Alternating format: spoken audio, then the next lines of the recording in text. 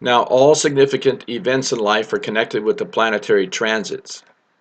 So over here we have his chart where the planets were on the date of birth. This is his chart where the planets are today, and he died yesterday.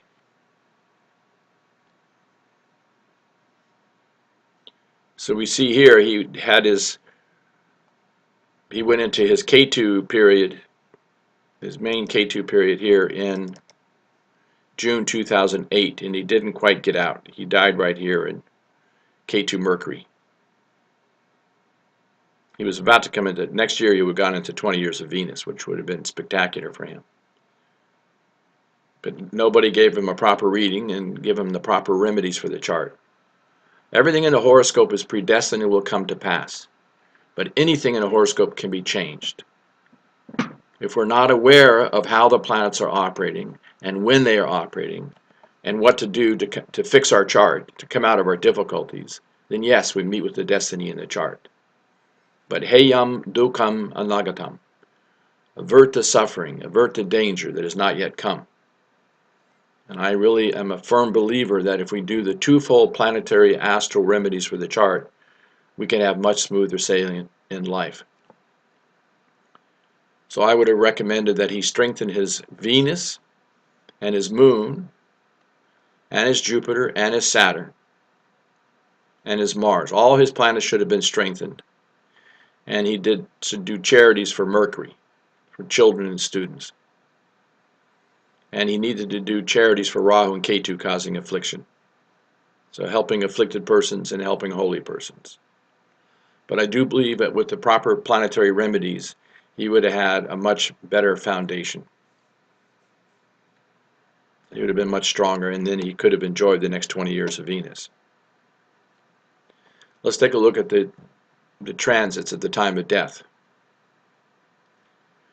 So he's in a Mercury subperiod. So this is a major clue. That's the operating planet. We'll take a look at this K2 here at 27 degrees. This is where the planets were yesterday, 27 degrees. So just slide this K2 over here into Pisces at 27 degrees. He's not bothering this Jupiter because he's outside the 5-degree orb. He's not on the most effective point. But he does aspect 5, 7, and 9 houses away. So 1, 2, 3, 4, 5. What do we have here? K2 at 27 degrees is not bothering Sun. But at 27 degrees, it is completely afflicting Mercury at 28 degrees. Even if you round it off to 29 degrees, it's still a serious affliction to Mercury.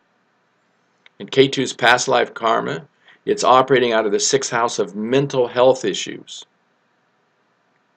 and stress. And it's afflicting Mercury, which was the operating planet.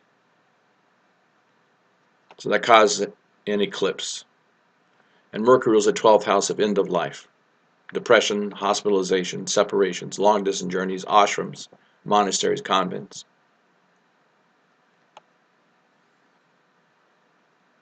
Rahu was not causing any trouble, 27 degrees, 5, 7, and 9 houses away. But it was just Ketu. This was a very serious affliction. Look at transit Mercury. Yesterday was at 28 degrees in Cancer. Slide it over here. 28 degrees Cancer. So transit Mercury, his most malefic planet, was right on top of his natal Mercury. Huge affliction. Now there are 3 ways to read transits. Transit planets, like this one here, Mercury at 29 degrees, can afflict natal planets. Natal planets can afflict transit planets. And transit planets can afflict transit planets. So it's transit to transit, transit to natal, and natal to transit. So this K2, we slid it over here, we saw it was afflicting natal Mercury, but over here you can see it's afflicting transit Mercury and afflicting transit Sun. Sun was at 24 degrees yesterday. The Sun rules the heart. See, I think he was having heart problems. And when you have serious heart trouble, you start getting exhaustion and depression.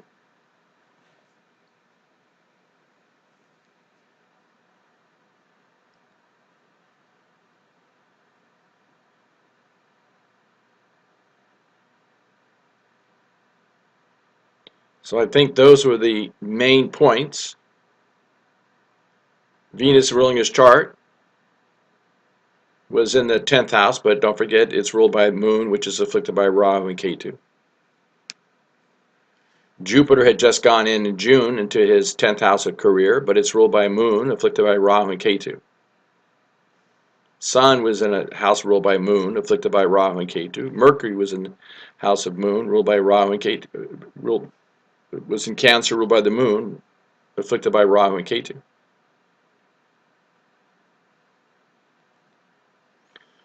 Look at Mars, 15 degrees.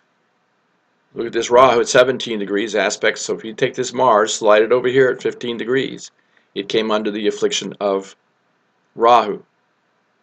Transit Rahu, natal Rahu was afflicting transit Mars. But I think the big clue is right here. He was just finishing 7 years of Ketu. He just couldn't take it anymore. Ketu's past life suffering, past life karmas. So it was making him detached, just not caring anymore. Yeah, he got married in October 2011. That's a Rahu subperiod. Rahu's desires, and Rahu aspects Venus, which is wife. But I still think this has been swimming against the current. He should have been doing, this would have been a great 7 years for deep meditation, yoga, spiritual practices. He should have added that whole spiritual component to his life.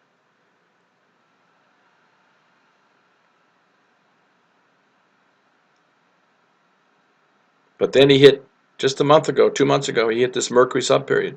It's his most malefic planet.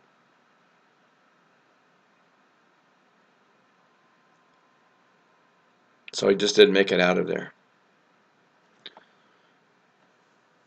Okay, these are the main points from the chart for Robin Williams. Of course, we are all in shock and saddened by his loss. He was such a brilliant entertainer. Everybody loved him. So our hearts and prayers go out to his family and friends. Namaste.